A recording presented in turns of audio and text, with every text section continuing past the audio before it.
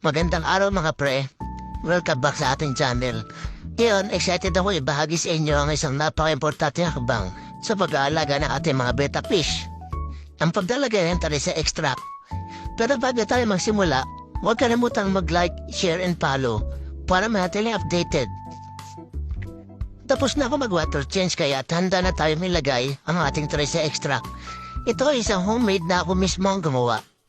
Kaya siguradong safe ito para sa ating mga isda. Kung paano ko ito ginawa, abangan nyo na lang sa ating mga susunod na video.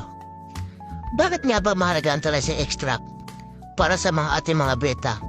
Ang sa extract ay nagbibigay ng natural na vitamina na kailangan ng ating mga isda.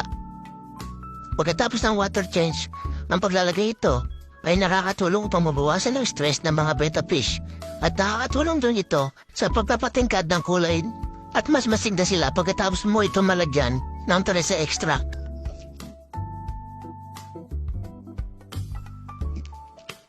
Salamat sa panonood.